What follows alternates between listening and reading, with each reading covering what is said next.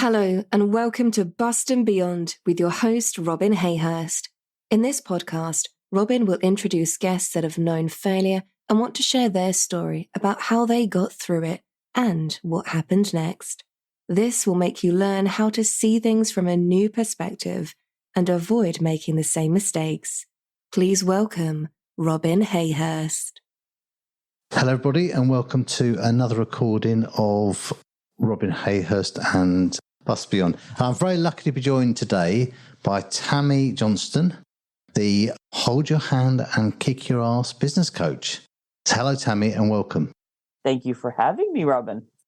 So, Tammy, we're here to talk about failure, but really it's not about failure. It's about what happens beyond failure. But I think you've got to understand failure really to understand, what happens next. Perhaps you could tell us a little bit about your background and, how you came to where you are now.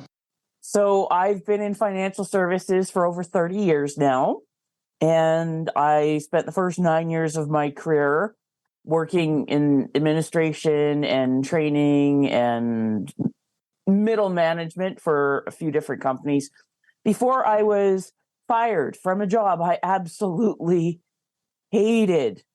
And in that moment, I took that as a wonderful sign and very freeing because I was already looking for other jobs. If it had been 1 week later, I would have already been moved on somewhere else with a bigger title and more pay and all of that good stuff.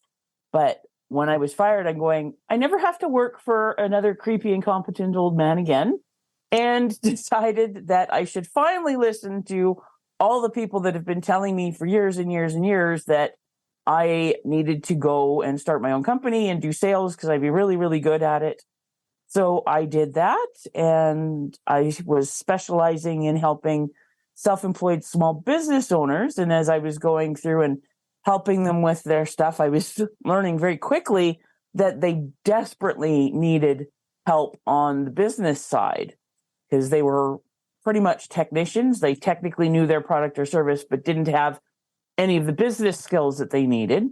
So I started helping them with that because I had a greedy, motivated self-interest to see them be more successful and make more money because broke people can't afford investments or insurance. And I started putting more time and effort into helping them with that and started creating classes. So I've been teaching and coaching and consulting on small business for over 21 years. And that's where most of my focus is now. I actually split my company into two in 2019. So tell me, going back to kind of being sacked or being fired, often people see that as failure. I must say in my life, I've been sacked once. I left companies about 3 times, sometimes redundancy. Every single time something really good's come out of it. It's always been a really positive thing. And someone very close to me, I'm not going to name names or say exactly this, but was came to the conclusion that they were going to be made redundant recently. We had a long chat about that, and we actually came to the conclusion if that happened, that was a positive thing. It didn't happen actually in the end, which was strange. But so I think that kind of big change in life, being sacked, can be a real catalyst to what happens next. Well, like I said, it was an absolute blessing because if I hadn't been fired, like I said, I just would have gone to another job with another bigger title and a bit more money and stuff. And it would have been the same stuff over and over again. And it would have taken me probably another 3 to 5 years to get up the gumption to start my business on my own. But being fired, it was just freeing. It was that moment, like literally my boss was expecting me to be all upset and stuff. And I just broke out into this gigantic grin and he couldn't understand why. And I'm going, it's because I'm free. This is the thing that I needed to push me to do what I know I need to do. And people have been telling me for years. And if it hadn't been for that firing, which yes, a lot of people think that is a very negative thing. And I guess somewhat in a way it is. I've only been fired twice in my life. But both times have ended up being one of the best things that happened to me. I think it gives you that momentum, the kind of the spur to go on and do things that you wouldn't do. And it kind of, I suppose it's a bit like if you're a tightrope walker, and this is really stretching it, but taking the net away means you're not going to fall. You really are not going to fall. So it is a good time to launch yourself and get things done. Oh, yes. And I've seen that with quite a few of my clients over the years, where getting a pink slip, because I'm from Canada and Alberta, which is all oil and gas, and been through so many boom and bust cycles. So as soon as the price of oil tanks, well, the layoffs in downtown Calgary and across the board were ridiculous. And I've had people that, yep, they get their pink slip, they get their payout. And after like doing that 2 or 3 times, they're going, I don't want to go back the next time. So that's finally, they've been through enough of those downsizing, right sizing, whatever you want to call it. They're going, no, we're done now. I'm not going back to it. Yeah, I totally understand that. And I mean, I class myself as unemployable now. Oh, yes. I'm completely unemployable. I've worked for myself for 22, 23 years. Going back into corporate as a participant, it's just not something I fancy doing. And actually, I really, I have to really enjoy I came to the conclusion the other day that my work is my hobby. And, that's was quite a big thing for me to realise. It put less pressure on me to go and find other hobbies, actually, which is quite positive. Yeah, I can understand that, because people say, what do you do for fun? And I'm going, well, my business is fun. Learning about it is fun. Why would I need something else? Absolutely. I think that's very true. So, and your story carries on. So you were then selling, and you were selling to small businesses.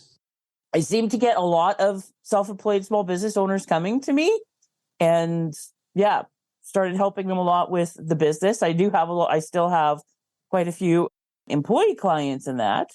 But when you're running a business, failure is the number one part of it.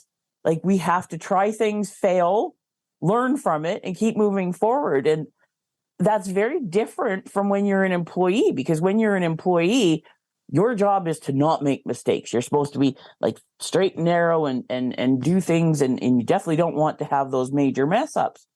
But when you're a business owner, if you are not failing on a very regular basis, you're not trying anything, you're not experimenting, you're not learning, and you're not going to stay in business. Like, you have to make failure your friend. You have to go, try it, may or may not work. Chances are it's probably not going to work right out of the gate. And you got to adjust and keep going. Most of the stuff you're going to try is going to fail in some way. And sometimes you're going to fail big time. I heard a lovely story, and I think it might have been Stephen Bartlett. I might have got it completely wrong, but it was a great story about encouraging failure. So basically, if you don't try anything new, if you don't try go outside your comfort zone, you're not going to fail. The more out of your comfort zone you come, the wider your world becomes. And one of the CEO, like I said, it might have been Stephen Bartlett, said that what they do is they reward failure, because they're saying, because you've tried something, you've actually tried something new in business. So as an employee, you've tried something, you've come up with an idea and you've followed it through and it's failed. In fact, there's so much to learn from that. It is a success. Yeah, you learn more from your failures than your successes. Because they hurt. They hurt. They wake you up and pay attention. And yeah, there are a few. The good, successful companies are going a lot more that way. I've watched quite a few very good TED Talks about things like that. And when they do encourage them to try and risk and fail, those are the companies that grow and do much better over time. But our corporate world for decades has been, no, employees do not get to make mistakes. And it's ingrained. So it's very terrifying for a lot of people. Well, when I used to run my team, I had something I used to say, and I can say this with, knowing that anyone on my team would agree, because I would have said it a lot. I'd rather someone made a bad decision, or the wrong decision, let's not call it a bad decision, the wrong decision, than no decision at all. Particularly in my terms of construction, actually, when you analyse that as a statement, which sounds, so many people go, I don't agree with that at all. I'm sure there's people listening going, don't agree with that at all, it's ridiculous. No, it's not, because actually, if you've got 3 decisions, or 3 possible outcomes, and you know what you're doing, so you're in an industry, you understand, most probably all 3 outcomes are fine. they're all kind of, one might be better, but all three aren't going to be far off base. So you're making a decision and, so you're not going to necessarily make the wrong decision. You're going to make the less right decision. And in doing that, you move the project along and it kind of saves money and it kind of, by making that decision. By standing there going, we can't make a decision. Stop everything. Hold on. Stop. You can't do this. You can't do that. It costs money, and it costs time, and time is money. Making the kind of the least right decision is better than no decision. And trying to empowering your team to do that within certain set guidelines. So knowing what they're accountable for, knowing what decisions they can make, it's a very powerful thing.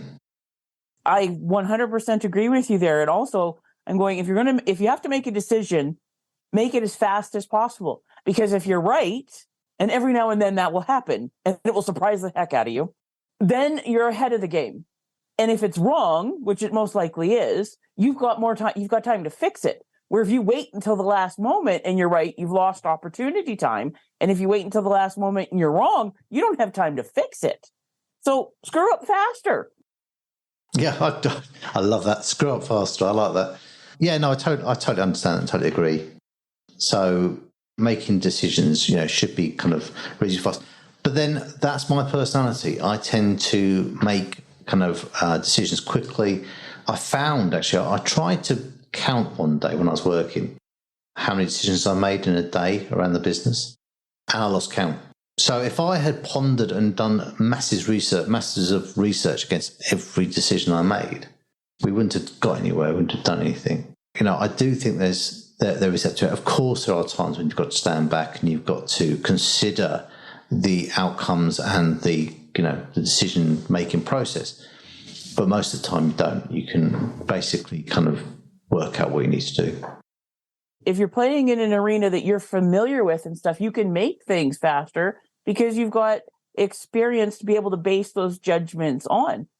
When we're going into something new, well, then yes, we do need to slow it down a little bit more and be a lot more deliberate because we're entering into a new arena.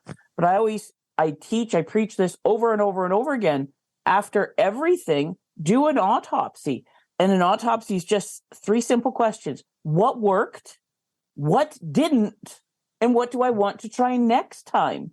Because then that's how we learn from everything, our rare successes and our many failures, so that we can get better at making those decisions faster. Because most people, they're just moving from one thing to the next thing to the next thing, which keeps you moving forward. But if you never evaluate so that you can get the lessons from, like I said, what worked, what didn't, and what do you want to try next time, you're hindering yourself. You're holding yourself back from a lot of the beautiful lessons from our failures and our screw-ups and even the things that worked.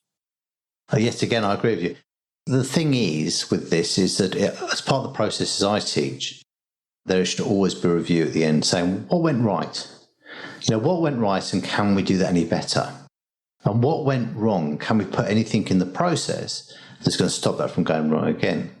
So I think that's a really important part of any process. If it's not self-improving, it will go out of date and, things go wrong. And I think that's a lot of the problem. One of my favourite things to coach, is family businesses. And often because dad started or mum started the business and they've got a set way of doing things. They've been doing that for 30 years. Trouble is, that is dying. That system's dying. That system hasn't been improved for 30 years. And you've really got to rethink it and kind of come at it from a different angle nowadays because lots of things have changed. The world has changed. And your systems and your process and your thoughts and your business model doesn't reflect the changing world around you. And one of the most difficult things to do with that kind of approach is the sea change, the kind of Shakespearean phrase, but it's kind of to see it from a completely different angle, to get them to actually understand that actually, the change isn't bad. Change isn't, you're not kind of corrupting what's being done. You're not putting down the person that's, done the system. But when you're moving a whole team on with change, it really is people who are a barrier to change can be a bit barrier to change. because they just don't take it on board what they need to do. Having these systems that constantly improve and are constantly under review means you don't go to that point where you've got to have a complete change. Yes, I've definitely seen that in businesses being handed down and stuff like that. And things were working to a certain level and things kind of got stagnant. That's not going to keep you moving forward. Like, if you're not changing and growing and taking the risks, you're not going to be around for another 30 years.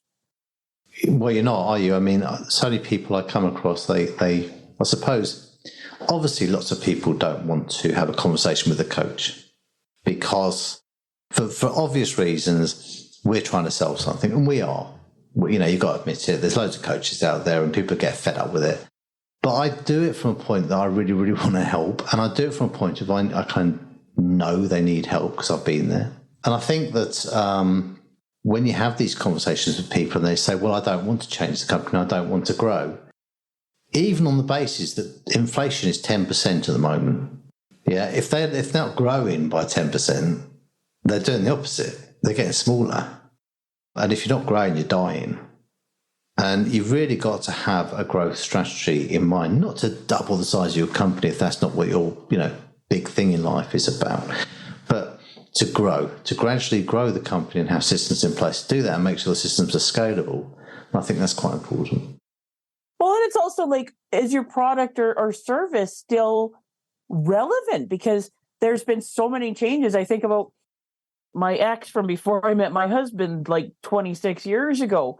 He had bought a business that their main business, what they started with, was telex machines, which, if you don't know what a telex machine, it was a precursor to a fax machine. And it was very much needed, especially like in the oil patch and all of that, up until like the mid 80s. And then it started to die off. But he bought this business and it started to go more into fax machines. But there was still a bit of telex because Russia didn't have the capability to do faxes yet. So they were using telex machines. Well, I don't even think that exists anymore, where if all that the focus had been on telex machines, and like I said, now we're talking about fax machines. Who uses fax machines anymore? I haven't had a fax number in 2 years now. And I kept it for the longest time and was only getting wrong numbers for doctor's offices. But if you just stayed with telex, okay, you would have been completely out of business 40 years ago. And then, okay, the faxes were the next thing. The business isn't around anymore, but like, if you're not learning and growing and trying new things, is what you're doing even going to be relevant? Yeah, I mean, it's all down to, things make companies fail, and having that, not reviewing and not seeing the processes. And if you've got a product which is irrelevant, becomes irrelevant, then, it is a problem. And I think, fax machines, telex machines are a very, very good example of that. And loads of things that are changing. We live in an ever-changing world. And in construction, there's things changing. And those people that I'm looking at a site recently that's not very far from me at all, the design is 20, 30 years ago. It's just not relevant. And I think they're not kind of getting the residential, the housing. They're not going to get the right money for them because they're building a cheap, expensive house. House prices have moved on in the UK hugely. So have design. And I think what's still being built as a majority by the bigger house builders is awful, absolutely awful. They haven't realised that things have moved on and they're still doing stuff that is 20, 30 years old.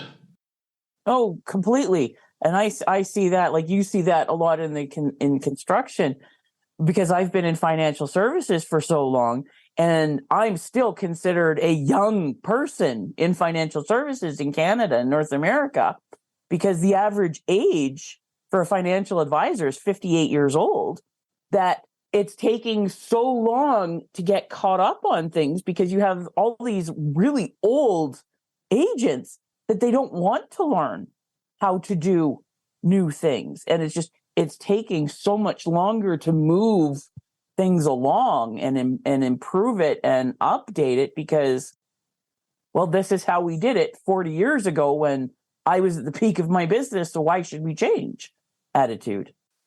I can totally see that. So, what experience? And you went into you've had this job. You went into coaching. What would you say is your experience of failure? Kind of, what's the biggest failure you've come across, either yours or a client's, and what happened next? Oh man, there's a lot. I would say my biggest personal failure is I made the mistake of going into an office space years ago. And I was kind of pushed by a friend because she needed me to be part of it to go in. And I was going to sublet and stuff from her. And I made the mistake of using my brain to override my gut because she's my friend and I trust her. And I ended up being massively screwed. It cost me an awful lot of money. Like over the 3 years, it was close to $500,000 because I was lied to on so many different fronts, but I was financially it almost bankrupted me. And thank God it didn't. And it took me quite a while to dig out from that mess. And I go, that's basically my Harvard education, because I learned so much going through that. It was the most stressful part of my life and my business. It was a very, very painful lesson. And would I want to go through it again? Hell no. I have used the lessons I got from that to save my clients from an awful lot of grief, because I'm always a fan of learning from mistakes. I'm an even bigger fan of learning from other people's mistakes so I don't have to make them myself. But that was the biggest one that I've done. And I've, like, for clients, I've seen that happen on a regular basis. Like, overhead kills you. I've seen major marketing mistakes. The biggest mistake I've probably seen with clients is partnership mistakes. People not getting that stuff put together. Oh, I love this person and we work together so well, so we're just going to start a company, and they don't put any of the proper framework or have the proper discussions. And I've seen marriages end because of it. I literally had one set of clients, they started the business as best friends, and I had to hold them apart with my hands spread out and a buy-sell agreement in my teeth to keep them from coming to blows. I've seen one partner totally and completely screw the other, and the other one being oblivious and clueless and letting it happen until it was too late. That's probably the biggest ones, the partnership mistakes. Well, that's been a recurring theme on the podcast, that partnerships are very prone to collapse. And I came up with a little thing I say, trust is not enough in a partnership. And you should have checks and balances in place. I've said this before and I'll say it again and I'll keep saying it. And if you really trust each other, what's the problem with checks and balances? If someone says to you, well, you don't trust me then, if you want to have a check and some checks and balances between us, then there is a problem. The fact they say that means they don't trust you to put reasonable precautions in place. So I think there's been lots and lots and lots of people talking about partnerships and being screwed over. I would say that the you don't trust me, I would say that's a small part of it. What I've seen, the biggest part of it, and when I have people that are coming to me and they want to start as a partnership or whatever, the biggest thing that I found, it's miscommunication, and it's not understanding all the different parts that take to run a business and who's going to be responsible for what and how is the business actually going to run. And then it's like they just start butting heads, and there's this misunderstanding and miscommunication, and it just gets bigger and bigger and bigger. Where if you set things up properly in the first place, because some of the most successful businesses I've actually seen are partnerships. And the two that I think of, it's a very interesting situation because they're both the exact same one. It's a man and his sister-in-law, and they have works on both sides, where the guy is the more extroverted one. He's the sales guy, he's the marketing and stuff like that. And the sister-in-law is the one in the background that makes everything go. And they both like totally love and respect one another, and they work in very different ways, which complement one another.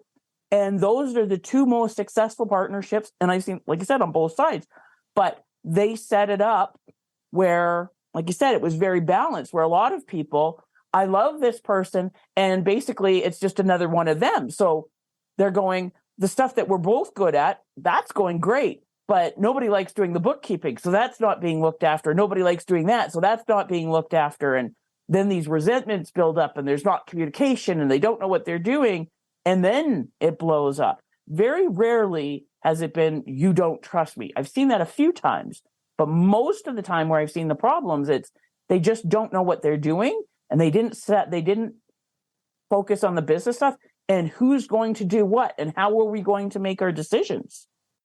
Well, I think roles and responsibilities are really important. Books like Traction cover this kind of stuff, but they are important in business, and I kind of see that my clients particularly are really busy at the moment. There's definitely a lack of good contractors, but a lack of any contractors in the UK at the moment. This kind of problem is they're trying to run a business, but their roles are overlapping, which means they're doing loads of stuff twice they don't need to do, and they're not understanding not only their responsibility but their accountability, for what and to who. And just by sitting down and writing out these roles and agreeing them and agree what they can do and can't do, it just completely changes the business. But also, if you're going to bring someone else into the company, and I often see businesses who are overwhelmed and busy employ in panic. We need someone. It's got to be an admin person. Let's get someone in, someone to do admin. But what are they doing? The thing is, there's so many different admin roles. You need someone who absolutely has the right skills for that role. If you haven't made the role... Yeah, they're not hiring for a role. They're hiring a body. Yeah, and if they haven't done that, if they haven't got that role, if they haven't... they don't understand the roles, responsibilities, the accountability. If they've got three problems, really. One is they're going to employ the wrong person because they don't have the right skills for that role. Secondly, when they do come into the business, it's going to take them months and months and months to work out their role and where they're going. And that creates a third problem, which just slows their growth. So you see kind of companies that grow, they do this panic hiring because it's not planned. They haven't kind of thought about it, 3 months in advance at least, if not a year in advance, worked out the trigger points to employ these people with their cash flow and their workload and everything balanced out. So they grow and then they shrink back down again. Well, yeah, because they implode.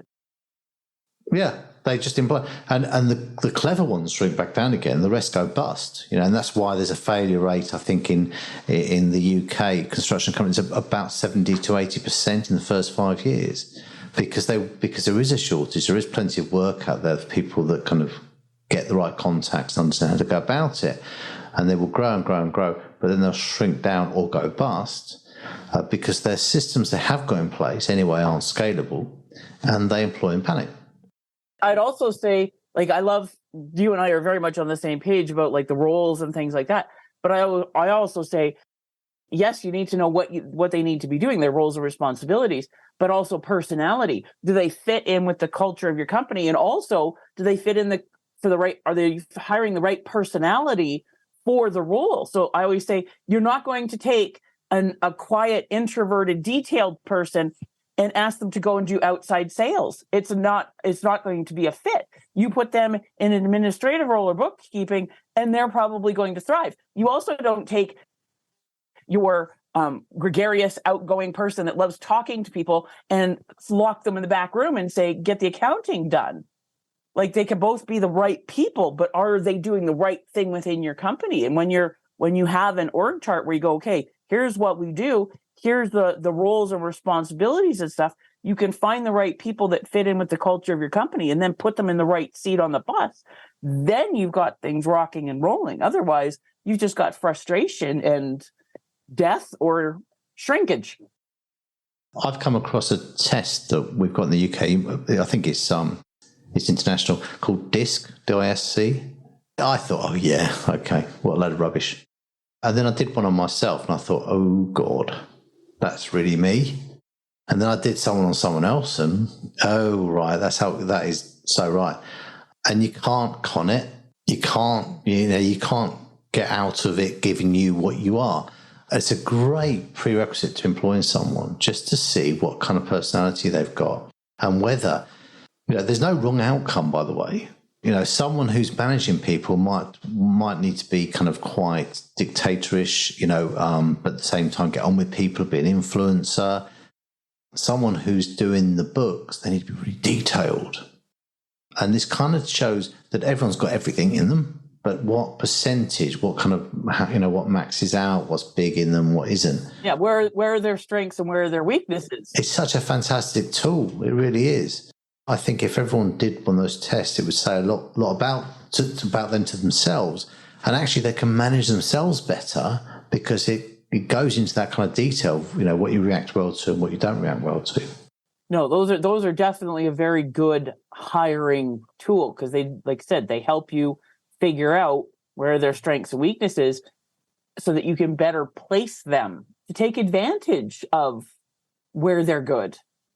Absolutely. And there's loads of different makes. I mean, there's Clarity 4D and I've come across, and anyway, quite a few different. But it's a good test. I don't know what the official name for the test is, but it's quite a good tool.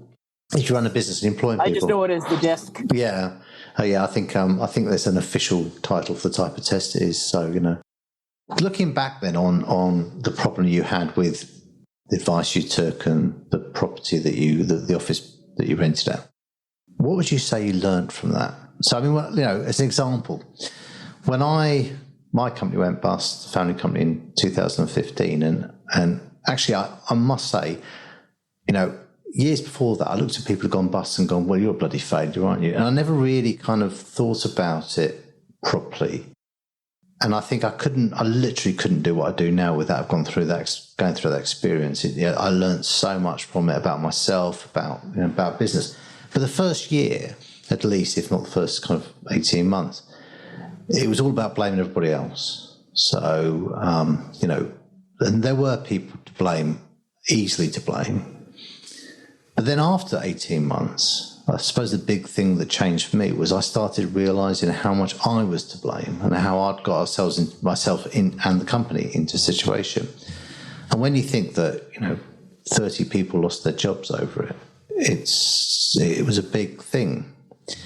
And I only started becoming I can never call it a positive experience, but a positive outcome to it when I started analysing that a different way and looked at how I had failed and what I had done wrong. So taking that learning to what you do, what in your experience after that happened? Did you have a point where you stopped blaming other people? Did you have a point? How did you look at it? That's a really good question. Did I stop blaming my former friend that used me as a personal flotation device and screwed me over? She does deserve an awful lot of blame, and this is almost 16 years later. I'm still with that, but there was a lot that I learned from it. Like, I'm not saying she's 100% because I definitely made some mistakes. Like, number one, I used my brain going, she's my friend, I can trust her, and to override. Like, there was definitely signs. I had feelings and I ignored them. So that was a really big one. And looking back, I was going, okay, if I could go back and if I had to do it over again, what would I do? Like, there was marketing things that if I had implemented sooner or come up with the idea, like there was so many things that I learned from it that, okay, here's where I made a mistake. And if I had to do this again, what would I do different? And here's where I made a mistake. And here's where I made a mistake. Because I definitely did make mistakes. And like you said, it was, I consider it my Harvard education because that's basically what it cost me, but also the value I got out of it. Probably the biggest thing is it was a very humbling experience for me. And I felt really, really stupid. And I still do to a certain extent because that was a bloody expensive mistake. But I hate to say it, but I needed that. I needed that humbling experience. And it's made me so much stronger going forward because I'm very good at what I do. I don't make a lot of mistakes. And sometimes you get a little bit overconfident with that, even to the point of a bit of arrogance. And I don't think I was there, but like you said, probably on the overconfidence. So having that very painful learning experience brought me down and made it an awful lot easier for me to relate with other people. Like you said, before you had your business failure, if you saw somebody who had a failed business, like, you must be an idiot. But then when you went through it, you're going, okay, now I get it. Now I get it. And that was a big thing for me, even though it wasn't like a full failure. Like, I didn't lose my business. I didn't have to declare bankruptcy. I was able to stumble through and recover from it. But it was very humbling and gave me a lot more compassion and personal understanding for my clients, and that, which has made me a much stronger coach. Yeah, I have more empathy because of it with other people. I honestly, and I keep repeating this, I couldn't do what I do now without the experience of going through that. And anyone that still sees that as failure, as total failure, and that you're not kind of fit to walk the earth because you failed, can just stay well away from me, because they don't get it. Their moment is coming. Yeah, absolutely. Their moment is coming. What happened, and there was loads and loads of small things and a few big things, but we went down screaming and kicking. And I think that the strength to get up every day, where half the people think you did it on purpose, and you just, you kind of, I suppose, it appears to other people it's not affecting you. For the strength to get up every day and actually go through the motions of doing things you have to do will stay with me forever, to have that strength. And it kind of, I suppose, it goes back to, we have a thing called Out of Bound in the UK, which was designed for to get using the medium of outdoor pursuits to allow people to understand how much potential they had. My parents loved Out of Bound, so I got sent on lots of them, the longest one being a month. But one of the things we had to do was we had to get up in the morning, we had to run down to Ullswater Lake, which is a lake in the Lake District, which is really deep and really cold. Most probably not as cold as the ones in Canada, but it was really cold. And we had to run to the end of the pier and jump in. And it's something I did quite a few times, but I did a month of it when I was about 17. The first kind of couple of nights, you literally lay awake all night going, I've got to get up in the morning at 6, I've got to run down, I've got to jump into lake, I don't want to do it, I don't want to do it, I don't want to do it. The queue for the nurse in the morning to try and get out of it was ridiculous, but there was another rule which says if one of your team, for whatever reason, don't go down and jump in, someone's got to go in twice, which is even worse. After kind of about a week of it, you went to sleep, you got up in the morning, you went and did it, didn't think about it. It wasn't any more pleasant, but you just didn't think about it. It wasn't something you thought about at all. And I think that experience when I was a kid, so when I was 17, was one of the things that I kind of pulled on when we were going through failure. I just kind of thought, right, I'll go to bed now, and I woke up in the morning and got on with it. It sounds easy, it wasn't that easy, but with those kind of skills that you build up, from learning things like that. And I'm a huge believer in out-of-bound courses, and I think they've kind of died a death since some of the bigger companies have stopped supporting them, but definitely made a huge difference to my life. That is an absolutely wonderful story, because we all need to go through those things. Like you said, you just went to sleep. It didn't make it any more pleasant, but you're going, you know what? I have to go through it. Like, this is the game. So it's like, why fuss about it? We're just going to get up in the morning and get it over with. And my daughter is 20, and there's been a few times where we've had to, like, especially for like a medical thing or whatever. And I'm going, dear, it needs to be done.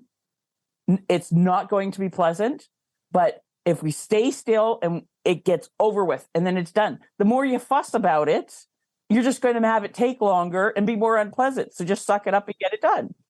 The strange thing about it was, after a month of doing it, I missed it.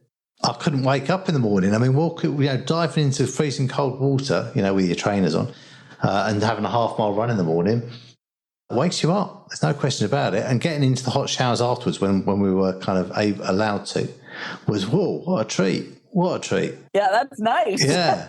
Because, the other thing that we learned out of bound courses was food, because the first breakfast, all the kind of office bods, all the people that were kind of working for ICI and, were office trainees, they'd have a bit of toast and a bit of coffee. So, that's what they normally had for breakfast. That'd be fine. Well, by about midday, they're literally collapsing all over the place, because you're on the go all day, you're doing things, By about the third or fourth day, it was half a loaf of bread, as many sausages and bacon and, and anything anyone else left you had as well, because you were trying to take on 2,000-3,000 calories in the morning, to keep going through the day. And it was, again, a big change. So, I think a good experience. Just going back to your experiences, really, and this is how we tend to close the podcast. What would you say to someone who is running a business now as 3 kind of points you'd like to make to them? What advice would you give them to the 3 kind of main things that you can think of to help them avoid failure? Number 1, don't avoid it. If you're going to make mistakes, make them as quickly as possible. But I would say find yourself a really good business coach. And coaching has absolutely exploded now. And there are some great ones. There's a bunch of average ones. And there's a bunch of people who have no idea what in the world they're talking about. So it takes a little while to go through and find somebody that is actually going to be good for you, for where you are now. But you find that person and they're going to save you so much time, money, and grief. So find a business coach, but take a bit of time to find the right one for you. I would also say make sure that you are surrounded by enough other people that are also in the business game. One of my biggest learnings from when I started my business was my social circle at the beginning was all made up of other employees. Within 2 years, my social circle was all made up of other entrepreneurs, small business owners. I'm still friends with the people. A lot of them are still my clients, but we don't socialize. They're not the people I talk to because we can talk about our kids and basic things like that. I can't talk to them about my business. They look at me like I'm speaking Klingon. Where when I started building my friends circle, being other small business owners, that made a huge change because we would talk about different things. They would talk about their failures. So it would be safe for me to talk about mine. And what did we learn from this? And we helped each other grow. And that was a huge, huge thing. And I would say the other one is you need to be putting in time on a regular basis, at least weekly, preferably daily, to actually learning about business. Like, yes, we need to be building up our technical skills and things like that. Like if you're doing construction, you need to know what the building codes are and different ways of doing things so you can improve. But learn your business skills. Are you reading good books? Are you listening to good podcasts like this? Are you taking regular courses so that you are building up your knowledge and skills? Because if you're not, you're going to stagnate and then it's going to be a failure because there is no such thing as level. You're either going up or you're going down. But when you're putting in the time on a regular basis, like I said, at least weekly, preferably daily, and we're not talking hours and hours and hours. If you're spending half an hour reading a good business book or listening to a good business podcast or something where you're building up your skills, that is one of the most powerful things you can do. Sounds wonderful. Sounds very, very good advice. Thank you ever so much for joining us, Tammy. I hope we must have a book in another chat at some stage. And it's been really good to speak to you. Well, thank you very much for having me. It was great chatting with you. Thanks for listening to Bust and Beyond with Robin Hayhurst. Be sure to tune in next time and visit his website at robinhayhurst.com.